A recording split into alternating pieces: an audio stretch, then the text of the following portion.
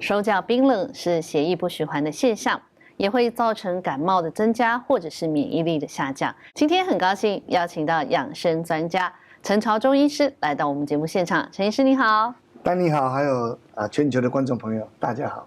我想问一下，就是为什么有些人手脚冰冷，有些人不会手脚冰冷？到底是有些人血比较多，然后有些人血比较少吗？还是怎么样一个身体循环造成的呢？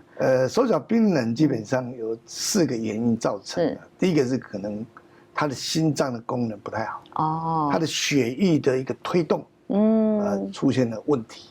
那我们心脏是一个帮浦，所有的血液呢会流到我们的静脉之后，经过心脏的一个推动，造成一个循环。当我们的心脏推动没有力的时候，那它会手脚冰冷。第二个呢，就是气血不足的人，或者有贫血的人，造成他的一个末梢的循环或者血量不足。那血量不足就不能传递温度，所以我们的手脚冰冷也或许是气血或者血气不足而造成的。第3种因素可能是一个血管的梗塞，比如说高血脂啦，或者胆固醇血脂肪过高的人啊，或者一些糖尿病人，他一个调节不好，就会造成我们的气血所谓的瘀滞的一个情形，让我们的手脚冰冷。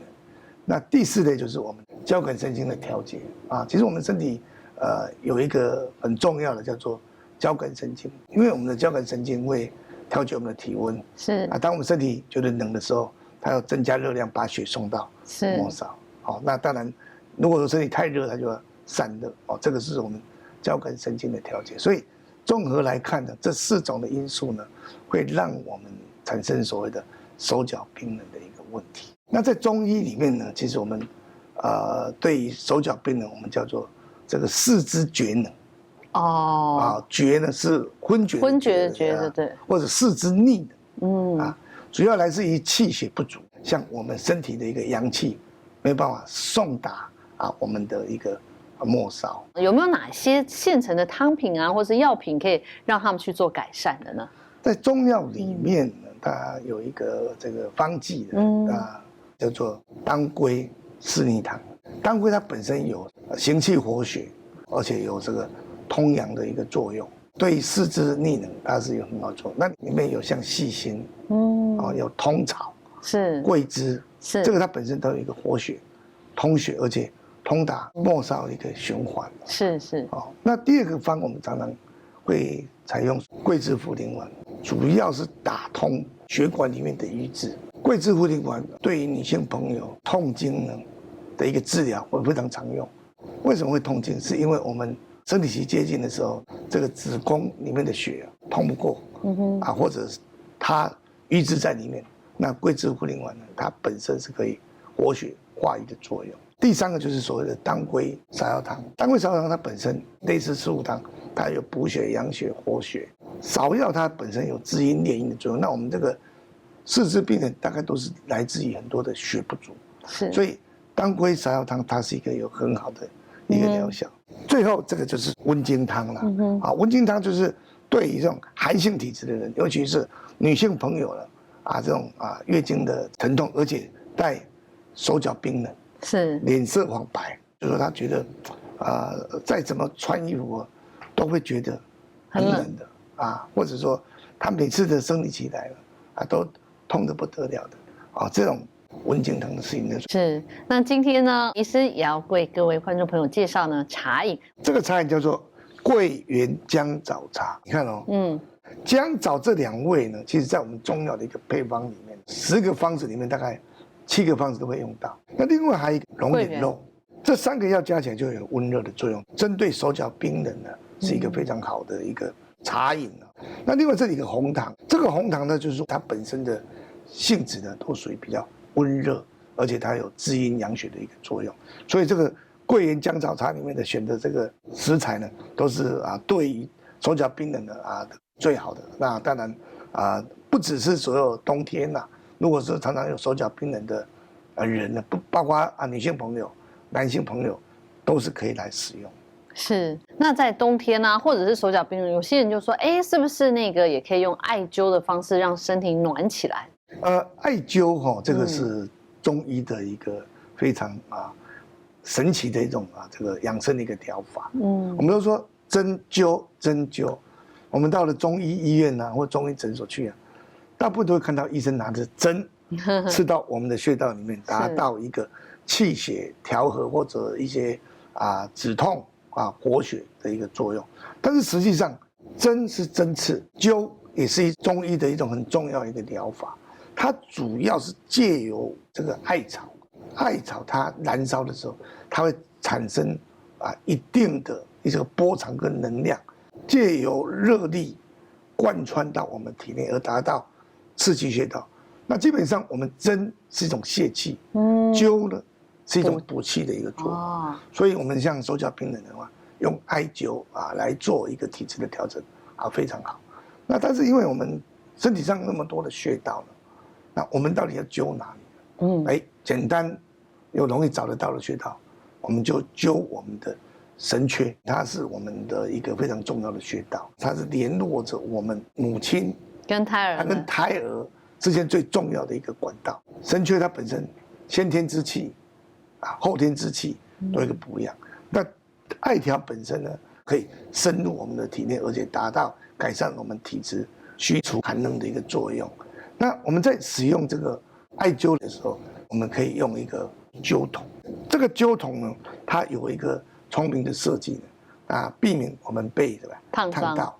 所以它这个灸筒里面呢，我们可以把它拆开看到里面有一个网子这个网子是避免我们在灸的时候呢，那个灰掉下来会烫到。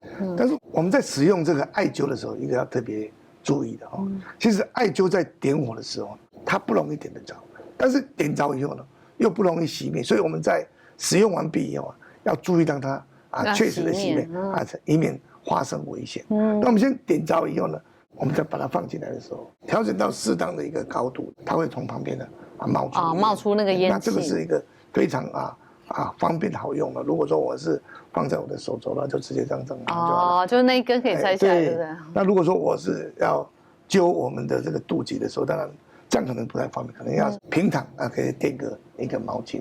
那要熏多久啊？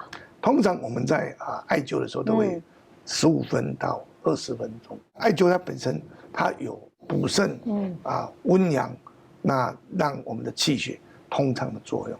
那像手脚冰冷借由艾灸的一个功能，让我们的阳气灌到我们的这个所谓的体内，而达到驱寒的作用。那么在暖手脚的时候，是不是也可以用泡脚的方式呢？当然，这种这个手脚冰冷泡脚是一个很好的一个排除我们手脚冰冷的一个好的方法。我这里有推荐当归足浴汤，当归15克，桂枝15克，芍药15克，细辛8克，川穹是10克，香茅在 SPA 美容的都会用这个香茅，它可以疏解我们的紧张压力。那我们把药材置于锅中浸泡1夜，再来我们用500cc 的水煮个大概10分钟左右，把它倒入40度C的桶子的内那当然我们这个桶子呢，最好的选择呢还是木桶。木桶它本身它的保温的作用会比较好，而且是比较不会溶出一些化学性的物质。那我们这个水位呢，可以从我们的脚踝到小腿肚之间，每次的浸泡大概20分钟即可。那为什么要用这种足浴汤？它本身可以温经散寒、活血通络的作用，让我们末梢的循环变好。有没有哪些人是不适合泡？如果说我们只有糖尿病体质的人，尤其是糖尿病的历史比较久一点，它的末梢循环就会变得不好。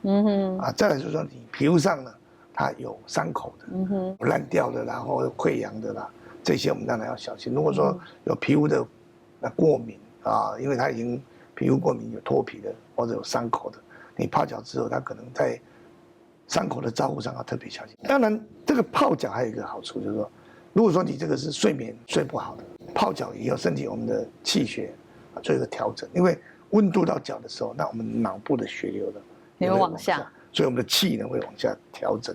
对于不容易入睡的人，一定可以睡得比较香甜。那这个泡脚有没有哪个时间点泡会更促进血液循环，就是会对身体的调养会更好的呢？泡脚的最佳时间是在晚上的9点。为什么因为这个9点钟的时候呢，我们肾经的气血呢比较虚弱的，我们的这个脚都是肾经的循行的部位，尤其我们这个涌泉穴涌泉穴就在哪里的？就在我们脚底前1/3的位置。如果说能够在9点钟的时候刚好可以补到肾经，那我们的一个泡脚的效能呢就会更加的一个提升。那也符合睡前泡一下脚，就是增加那个我们的那个睡眠的一个品质，对不对？那有些人也说，是不是平常可以多喝一点温热牛奶啦，也可以帮助我们的手脚冰冷可以化解呢？其实睡前喝牛奶是一个帮助安神的作用其实我们有2个这个养生的方法，对于失眠者第一个是睡前喝牛奶，第二是吃香蕉。它本身是有一点调节我们的离子，还有我们的这个所谓的交感神经的作用。不过呢，如果说你肠胃功能不稳定的呢，一天排便好几次的，那这个是不适合的如果说你是体质上是比较热而睡不着的，那睡前喝牛奶还有这个吃香蕉是一个非常好的一个调整失眠的一个方法。是，那我们今天讲到如何治疗手脚冰冷，今天医生也跟我们分享了许多的方式，包括我们要灸我们的肚脐啦、泡脚啦，还有我们的茶饮啦等等，这都是很容易的一个方法。那也希望观众朋友回家呢也可以试试看。今天非常谢谢医师来到节目当中跟我们分享，谢谢您。谢谢。各位朋友，如果这支影片对您有帮助，欢迎按影片下面的超级感谢赞助我们，让我们可以制作更好的内容，让您和您的家人更健康。